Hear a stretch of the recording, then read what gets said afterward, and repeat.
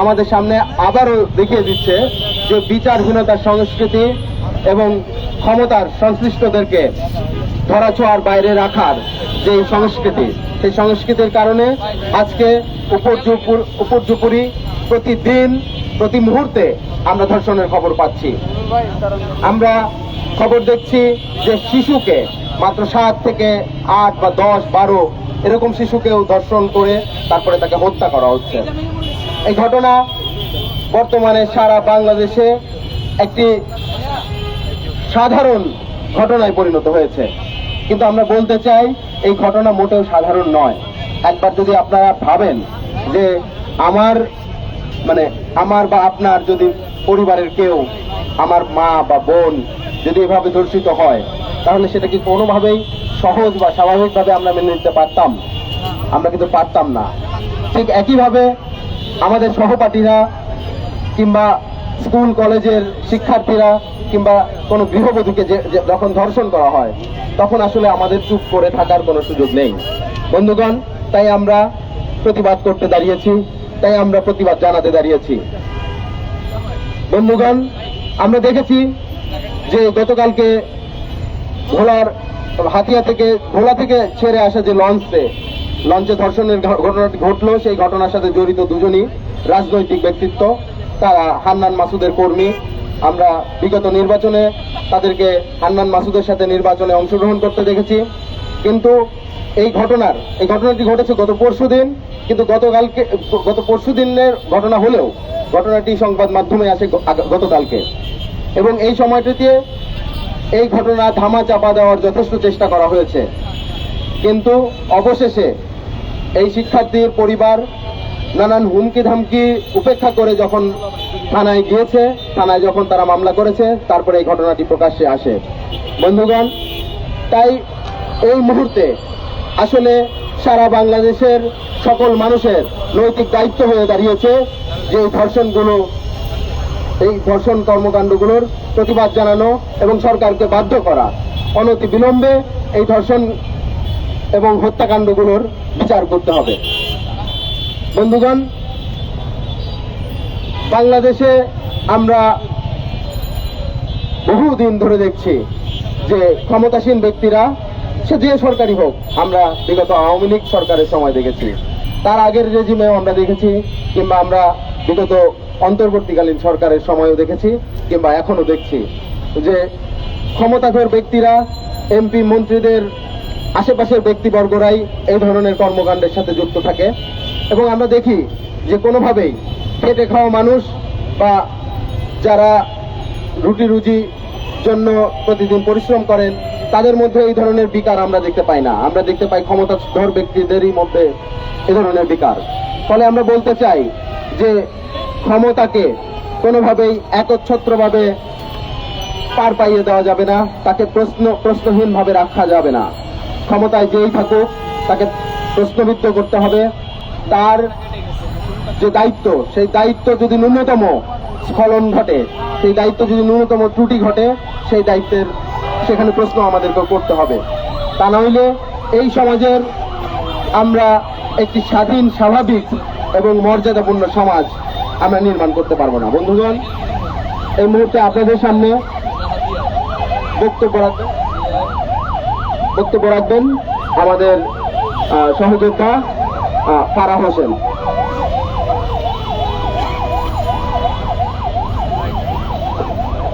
বন্ধুগণ, আজ আমরা এখানে শুধু প্রতিবাদ করতে আসিনি, ন্যায় বিচার দাবিতে গর্জে উঠতে এসেছি।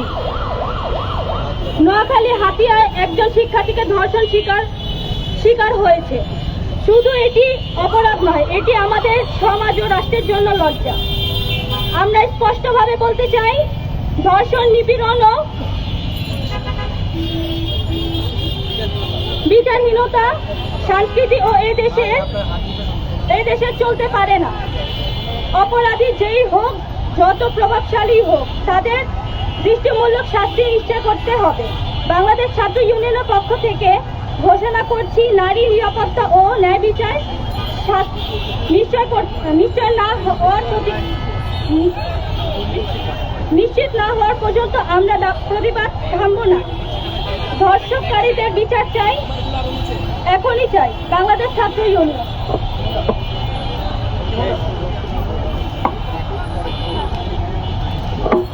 বন্ধুগণ, আমরা দেখেছি যে বসুন্ধরার যে এমডি আনভির সাইম সোবাহান আনভিরের বিচার এই রাষ্ট্র করতে পারেনি।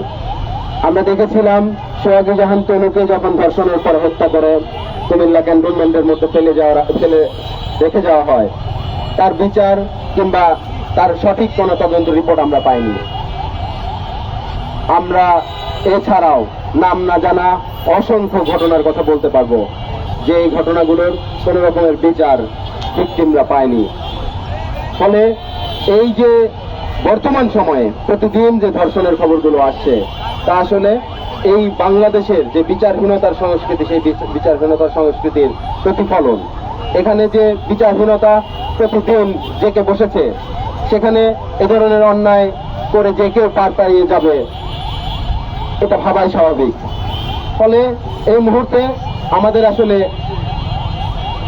দেখা যাচ্ছে যে আমাদের এই দেশে প্রতিদিন 10টা থেকে 10টারও বেশি খবর আসছে ধর্ষণের মতো ঘটনা। ফলে আমাদের এই মুহূর্তে প্রতিবাদ করা ছাড়া কোনো উপায় নেই। বন্ধুগণ, এই মুহূর্তে আপনাদের সামনে বক্তব্য রাখবেন আমাদের সহযোদ্ধা তেজগাঁও কলেজ ছাত্র ইউনিয়নের সংগঠক ফজলে রাব্বি।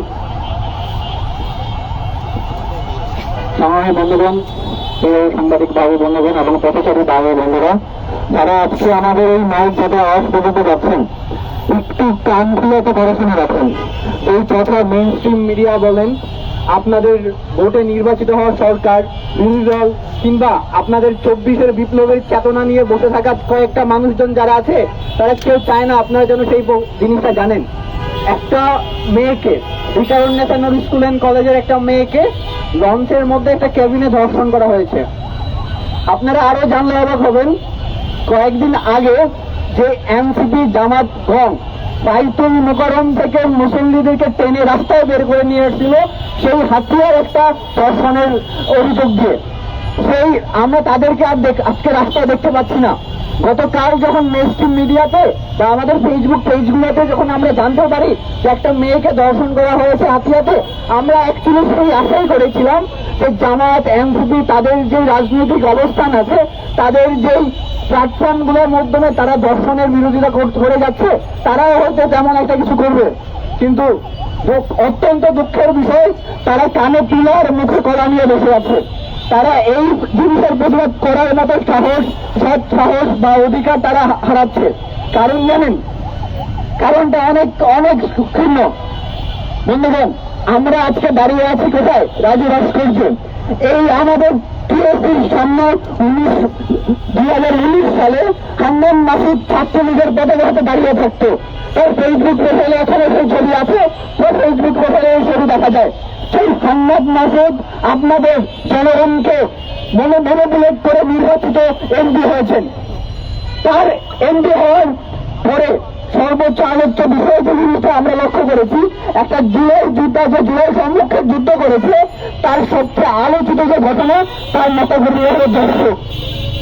হান্নান মাসুদ সরকারের এমপি হয়ে, বিরোধী দলের এমপি হয়ে, সরকারের টাকা খেয়ে আবার আপনার ভোটে নির্বাচিত হয়ে সে এখন দর্শক পাচ্ছে।